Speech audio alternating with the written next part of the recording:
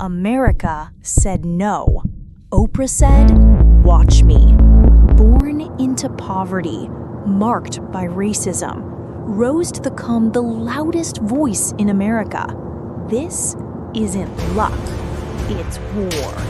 And Oprah Winfrey won. Before the billions, the book clubs, and the global fame, how did Oprah Winfrey defy a system built to keep her invisible? How did she manage not only to survive, but also to rewrite the rules of American media? Today we're peeling back the glossy legend to reveal the brutal realities of race, power, and the true cost of becoming an icon. This is the Odyssey of Oprah Winfrey.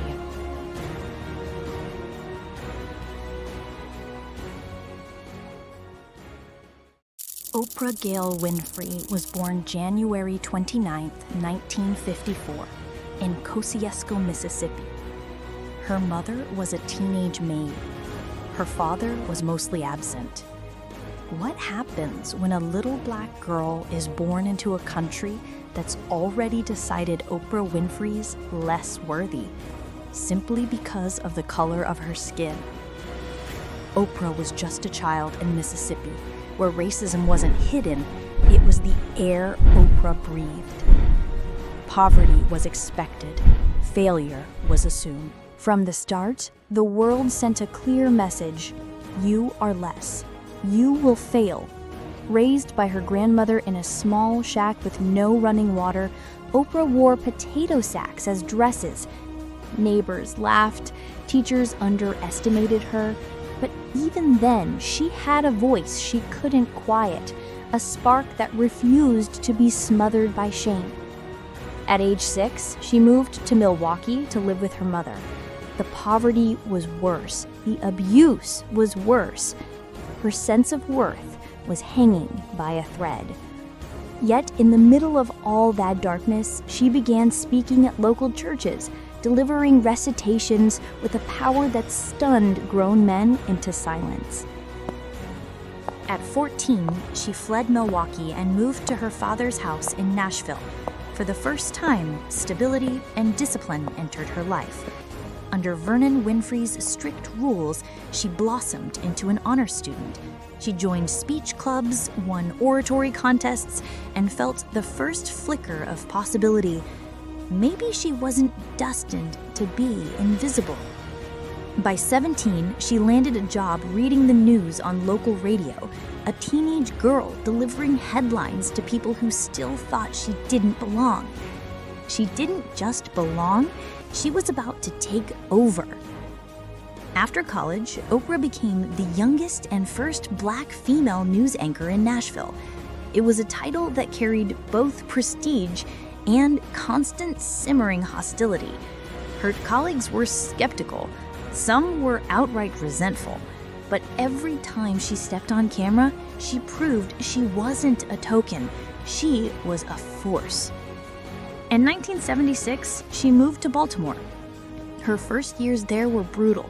She was demoted from news anchor to talk show host, a move most saw as a career death sentence.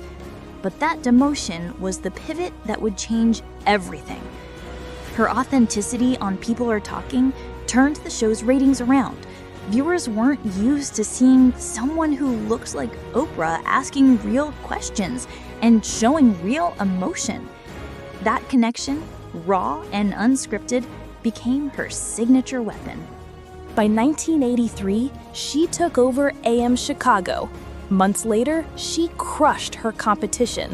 In 1986, The Oprah Winfrey Show launched and never looked back. While others chased tabloid drama, Oprah went deeper, talking about trauma, race, healing, and reinvention.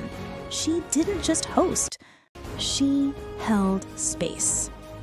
Every episode proved something America didn't want to believe. A black woman from Mississippi could become its most trusted voice. When she ended her show in 2011, many thought she'd disappear. They should have known better.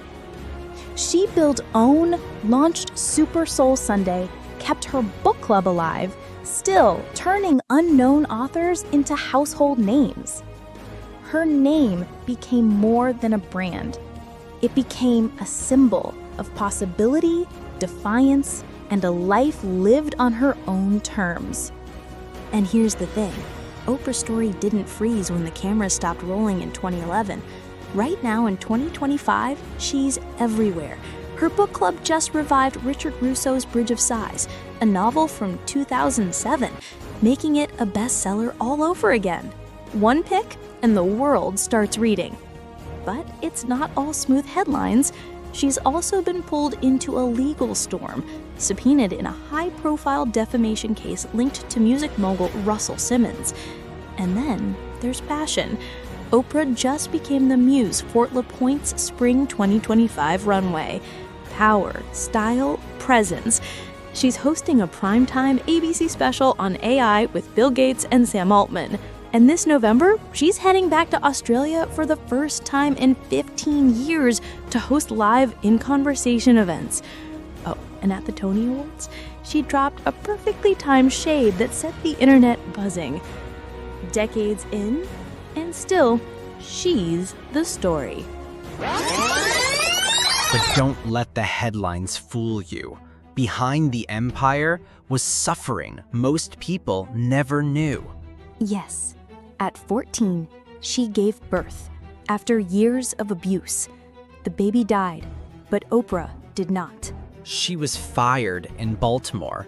Producers said she was unfit for television. Unfit, too emotional, too different. And yet, that unfit girl became the first Black woman billionaire. At one point, the wealthiest self-made woman on earth. Still, who cares? Money doesn't erase scars. No, but it can rewrite futures. Oprah gave away over $400 million to education. She built the Leadership Academy for girls in South Africa. She turned her pain into power and gave it away. So, the girl who wore potato sacks became the woman who dressed the world in hope. From rejection to revolution, this is Oprah Winfrey's truth. Whether you admire her or question her methods, you can't deny her impact. Strong, steady tone, rising with power. Oprah Winfrey didn't just rewrite the rules, she turned vulnerability into a superpower. Huh? And she proved that no background, no matter how broken, can dictate where you finish. Her real secret to success? Simply, just speak your truth and never let the world silence it.